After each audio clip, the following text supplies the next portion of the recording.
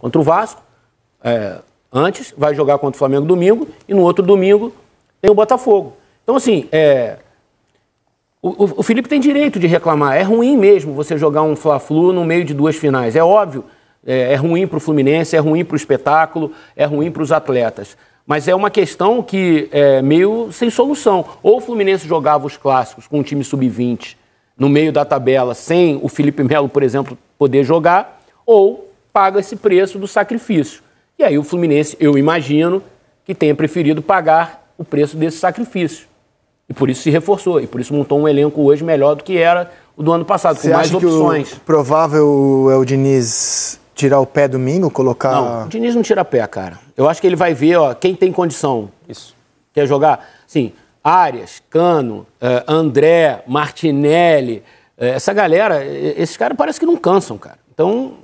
por outro lado, Felipe Melo, Marcelo, Felipe Melo, talvez pela questão da idade, do desgaste, enfim. O Marcelo saiu machucado e esse certamente não deve estar em campo no domingo. Mas eu acho que assim, ele vai ver quem tem boas condições, porque o outro jogo é só quinta também, né? Dá tempo. Tem esse tempo também. Se agora é muito apertado, e de fato o outro é só quinta. Então ele ganha 2 dias ali para poder descansar. E aí no outro fim de semana é Fluminense e Botafogo. Aí já é a pegada de novo do Botafogo.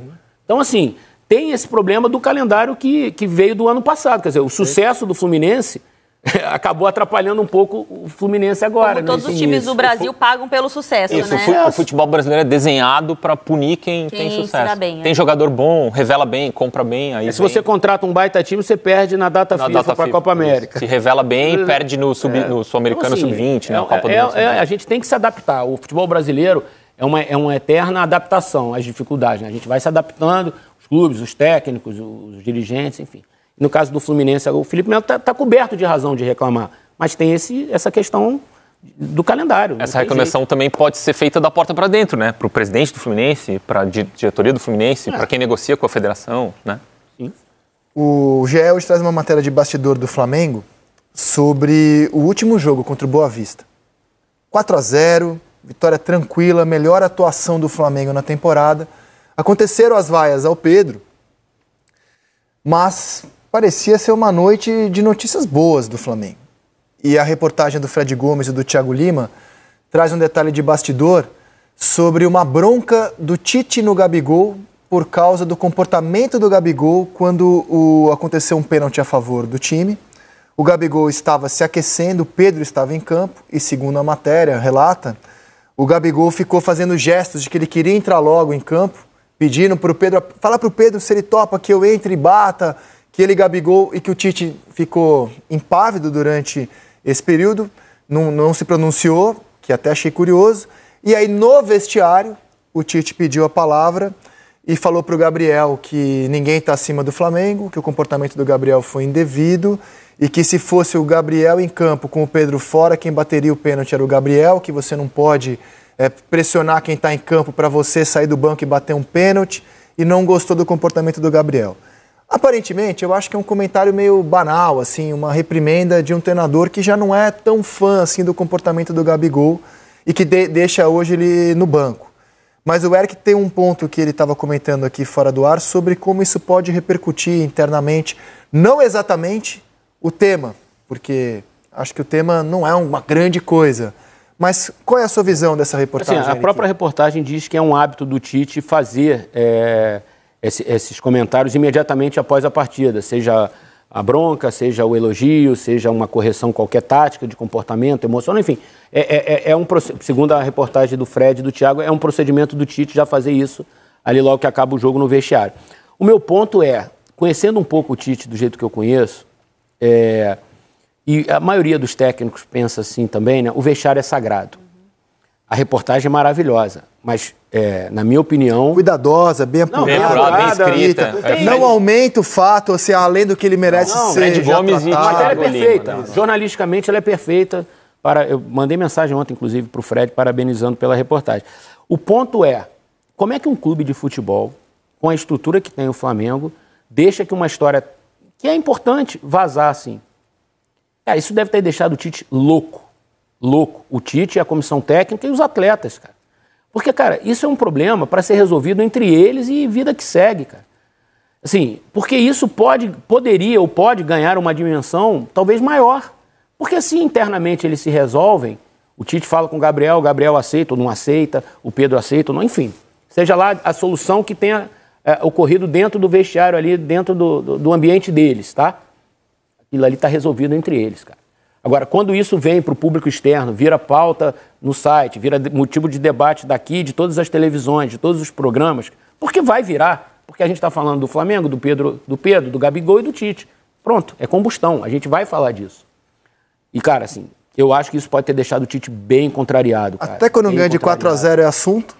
Até quando ganha de 4-0 com a melhor exibição, com o Pedro assim, marcando 6 gols em 6 jogos? Para mim é uma vergonha. Uma vergonha um clube não conseguir blindar um ambiente, cara. Mas o Flamengo não consegue blindar tudo. Mas, cara, coisas importantes, cara, você precisa blindar, cara. Assim, não dá pra ser essa feira, cara. Não pode ser essa feira. Que isso? Todo clube de futebol tem suas brigas dentro do vestiário. Não existe clube de futebol sem desavença em vestiário. Não existe. Clube grande, clube competitivo, clube que quer ser campeão. Cara, quantos desses problemas a gente sabe? Poucos, né?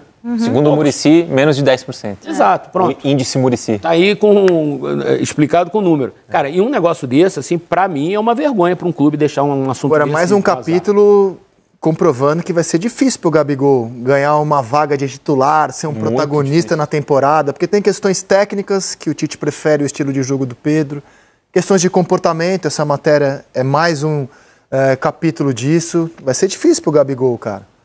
Ganhar um protagonismo. Deve estar incomodando o Tite também, porque qualquer decisão técnica que o Tite tenha sobre o Gabriel, sobre o Pedro, muita gente vai pensar assim, também, olha, ele está levando em conta, e às vezes ele não está levando. E é normal que tenha uma repercussão grande. Exato. Porque a gente está falando de um dos jogadores mais queridos da história do clube. E de outro que jogou a Copa do Mundo. Então, assim, um técnico do tamanho do Tite. Exato, e do Flamengo. Então é normal que tenha repercussão. E tem uma enorme novela em curso sobre o Gabriel vai ficar, não vai ficar, vai renovar, vai embora, vai pro Corinthians, não vai pro Corinthians, enfim. Eu vi as imagens e o Gabriel, uma hora ele vira pro Arrascaeta, né, e fala, fala que eu quero bater, ou tal. Eu olhando na hora, eu não entendi como uma coisa desrespeitosa, assim, eu achei mais uma coisa quase no limite da zoeira, assim, sabe? Tipo, fala que eu quero, não parecia que ele tava, assim, querendo se impor no grito. Assim, o Gabriel tá incomodado com a fase dele. Ele está incomodado em ser reserva. O Tite é um cara que pensa muito diferente Ele está precisando fazer gol, ele quer recuperar. Assim, sim, ele perdeu o pênalti, ele sabe que está devendo. Ele está querendo jogar, ele está querendo mostrar, ele está querendo recuperar a posição dele em campo. E é normal que aconteça isso, cara. O Rizek acabou de falar, o tamanho do Gabriel é gigantesco na história do Flamengo, é gigantesco. E ele sabe disso. E para ele, cara, assim, não deve ser muito tranquilo estar vivendo essa situação. Tem uma ética entre os caras também, que é uma ética até um pouco diferente das condições normais. Eu não sei como é que é a relação dos dois também. E assim, é muito... É que nem quando o jogador vai ser substituído... E ele passa no cumprimento técnico. Isso vira sempre assunto, né? No cumprimento técnico, ou joga a garrafinha no chão. A gente olha o comportamento dos caras com um microscópio, praticamente.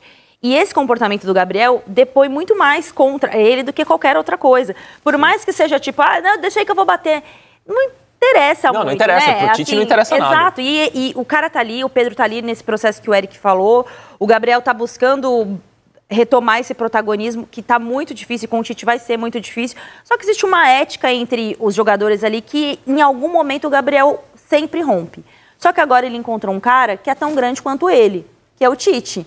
Não na história do Flamengo, no futebol. Bem maior que o Gabigol no futebol. Não, o que eu quero dizer é o seguinte, são personagens gigantescos no futebol. Mas entrou alguém capaz de domá-lo, assim, de impor limites. E alguém que ele vai desafiar... a gente pode lembrar inúmeras situações desde a saída, até mesmo com o Jorge Jesus, que o Gabriel fazia alguma coisa e a galera não, passa um pano, não, tá tudo certo, o treinador que tá equivocado. Daí a gente pode reunir algumas situações. Agora não, agora ele encontrou um cara que ele vai fazer as gracinhas dele e o cara não gosta, e não vai legal. E no momento que o cara tá no banco de reservas, por mais ídolo que seja, o Gabriel...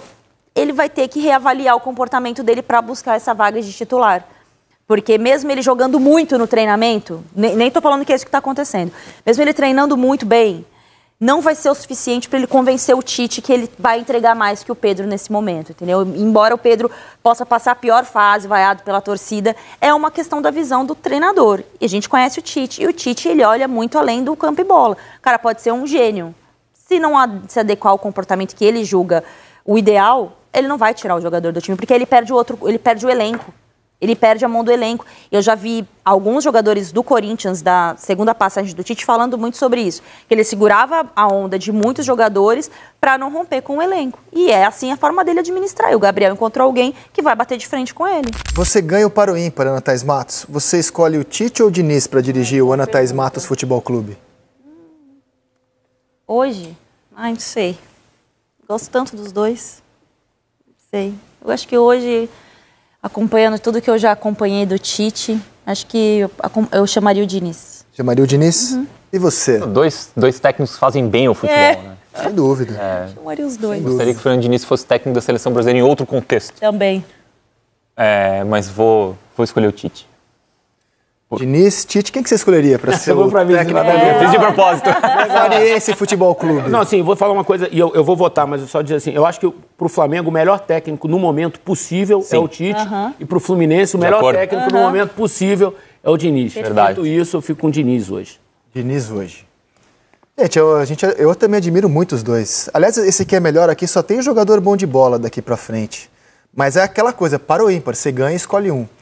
Se você ganha o para o ímpar, Eric Faria, você tem Pedro e Cano para ser o seu camisa 9. Quem é que vai no seu ataque? Pedro. Cano. Bom que não tem unanimidade até aqui. Bom que não tem unanimidade. Todo mundo pensou para responder. Se quiserem justificar, vocês fiquem à vontade, hein? Eu justifico. Diga. Eu acho que o Pedro, a questão da idade pesa a favor para eu escolher o Pedro hoje, assim. Uma boa métrica, uma boa nota de corte. O ano do Cano foi melhor que o ano do Pedro, passado, né? Mas a gente está debatendo pro... O Pedro tem mais jogo aéreo que o Cano. Mas assim, de 20 para cá, eu acho que o Pedro é o jogador que mais fez gols no Brasil. Outro dia eu vi uma pesquisa, assim, Então, assim, eles se equivalem muito em objetividade, em número de gols, assim. Eu fiquei com o Pedro pela questão da idade. Gostei do seu paulistanês agora. O Cano é embaçado. É embaçado. Não, é embaçado mesmo. Não, e ele encontrou uma posição ano passado, o Diniz encontrou uma posição para ele ano passado que ele ajuda muito o time. Esse eu acho aqui bem divertido. O Arias joga na ponta direita do Fluminense. E o De La Cruz... com uma raiva dessa comparação, essa foi a única que eu não queria fazer. E o De La Cruz joga... Mas essa é fácil de votar, eu acho. Pra mim, não. Pra mim é o Arias. É o Arias? Hoje, assim, pode ser que o De La Cruz evolua de um nível, chega a uma... Hoje, o Arias, pra mim, ele tá entre os 3 melhores jogadores de futebol brasileiro. Concordo. Pra mim é ele, a Arrascaeta e o Hulk. A unanimidade? Você quer pensar mais um pouquinho? Eu vou de Arias. Olha o sangue uruguaio falando aqui, Arias. Voto no Arias. Eu ligo a TV pra ver futebol inglês é fácil domingo. no sentido assim, não é que o De La Cruz não seja coisa, não. É assim, não, mas eu sofri, porque eu gosto muito do De La Cruz. Eu acho que ele vai crescer jogador, muito, também assim, acho. Mas assim, o Arias é um protagonistaço aqui no Brasil. Tem muito repertório. Agora a gente vai ser marvado com vocês. Já sei. Marvado com vocês. Porque assim, o Arrascaeta não tem comparação, cara. Não tem outro meia no futebol brasileiro que você compare ao Arrascaeta. Como o André, não tem comparação com o jogador da posição dele no futebol brasileiro. Não tem. Então a gente decidiu juntar os dois no que é melhor. Se você ganha, você prefere ter o Arrascaeta ou o André no seu time, Martim Felipe? Arrascaeta? É mais decisivo, né? Assim, o André ele é brilhante na posição dele, o Arrascaeta é brilhante na posição dele. A posição do Arrascaeta ela é mais decisiva no jogo do que a do André, né? Tá bom. E por fim, quem que é o melhor... Você também não vai no Arrascaeta? Não, eu vou de Arrascaeta. Sim. E por fim, quem que é a melhor opção de banco? Você tem lá o time titular e você tem um jogador para... Vocês são chatos, hein? Nossa, cara. Pode, não volto mais aqui nesse programa. Eu falei, quer moleza, troca de passes é depois do jogo, aí é fácil. Eu não volto mais nesse programa. Esse é o último. Você vai de Gabigol ou você vai de John Kennedy? Gabigol ali pedindo para bater pênalti. John Kennedy. John Kennedy? Justifique, por favor. Não, hoje, né? Hoje. Contexto hoje, o John Kennedy entra e resolve jogos pro Fluminense. O Gabriel não tem tido essa facilidade mais. Gabigol. Desempata, Eric. Eu acho que o histórico histórico do Gabriel ainda dá a ele essa vantagem. Se for de ser pelo uma- histórico, muda. E eu Assim, tô votando pelo hoje. Não, assim, né? cada um Cada um dá o seu o critério é pessoal. O problema é que assim, O critério dessa roubada é pessoal. o negócio é que é mais fácil ter o John Kennedy no banco do que ter o Gabigol. O Gabigol vai ficar reclamando de estar no banco. John Kennedy, ele vai é estar no- naturalmente um produto do Fernando Diniz. É. Ele fez esse jogador acontecer. Verdade. Ele transformou o menino num jogador de futebol. É. O Gabriel já é um jogador pronto. O Gabriel é um problema pro Tite. Não, é um problema porque ele é um jogador enorme.